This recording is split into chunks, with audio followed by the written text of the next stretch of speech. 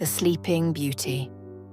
A long time ago there lived a king and queen who were very sad because they had no children. But one day when the queen was resting near a spring, a frog crept out of the water and said to her, "You shall have your wish. Within a year you shall have a little girl." What the frog said came true. The queen had a little child who was so beautiful that the king wished to give a party in her honor. He thought he would invite all the wise women in the land who could grant fairy gifts to his little child. There were 13 of these wise women, but by some chance only 12 were invited, and at the table 12 golden plates were set for them. After the great dinner was over, the wise women, in turn, named their fairy gifts to the princess. The first gave her goodness, the second beauty, the third riches, and so on up to the last. But before the 12th wise woman could speak, in walked the 13th.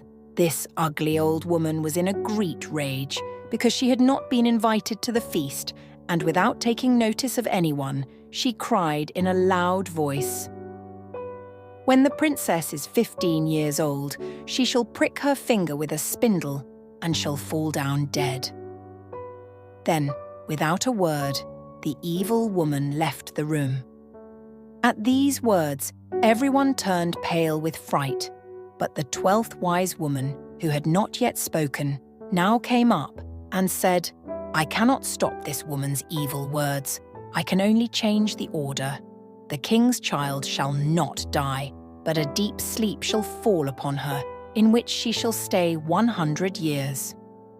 The little child was so beautiful, kind and good that no one who saw her could help loving her.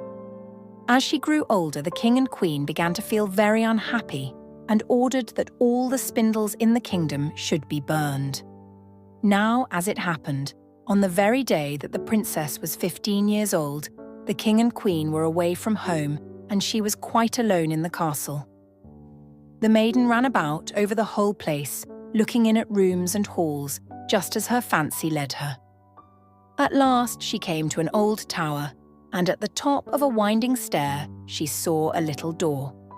In the lock was a rusty key. When she turned it, the door flew open, and there in a small room sat an old woman with her spindle spinning flax.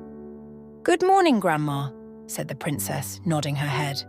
"What is that funny thing that jumps about so?" And she held out her hand to take the spindle. Then it came about as the fairy had foretold. The princess pricked her finger with the spindle, and at once she fell upon the bed which was near, and lay as if dead in a deep sleep. This sleep came not only upon the princess, but spread over the whole castle.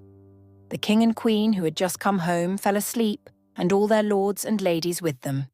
The horses went to sleep in the stable, the dogs in the yard, the doves on the roof, the flies on the wall, yes, even the fire that burned in the fireplace grew still and slept. The meat stopped roasting before the fire. The cook in the kitchen, who was just going to box the ears of the stable boy, let her hand drop and sank to sleep. Outside the castle the wind was still, and upon the trees not a leaf stirred. In a few hours there sprang up around the castle a hedge of thorn bushes, which year by year grew higher and higher, until at last nothing of the castle could be seen above it, not even the roof, nor the chimneys, nor the flag on the tower.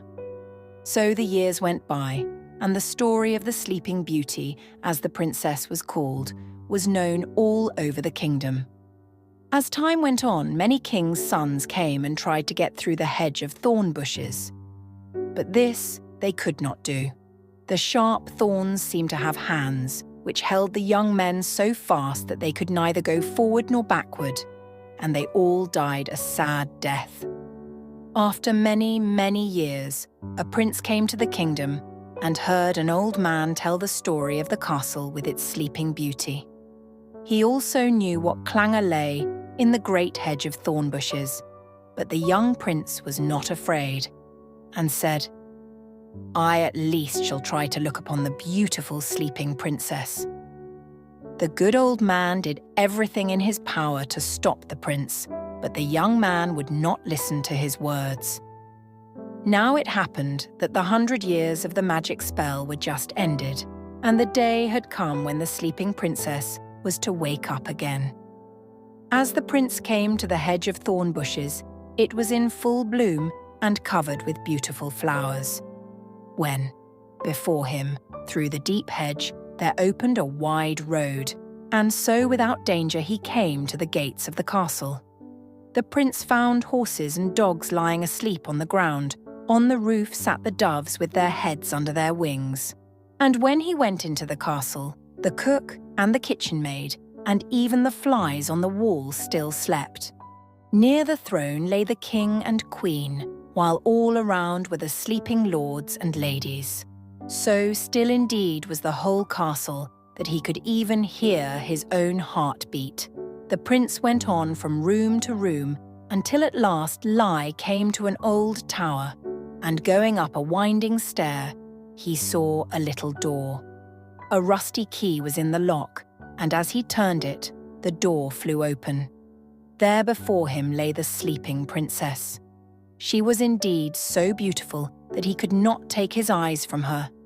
The prince then bent down and gave her a kiss. As he did so, the sleeping beauty opened her eyes, and with her awoke the whole castle. The king woke up, and the queen and all the lords and ladies crying looked at each other with wide open eyes. The horses in the stable stood up and shook themselves. The dogs jumped about and wagged their tails. The doves on the roof lifted their heads from under their wings and flew into the fields. The flies on the walls buzzed about. The fire in the kitchen blazed up. The meat began to roast. The cook boxed the ears of the stable boy so that he ran off, and the hedge of thorn bushes around the castle dried up and blew away. Then the prince married the beautiful princess, and they lived happily forever after.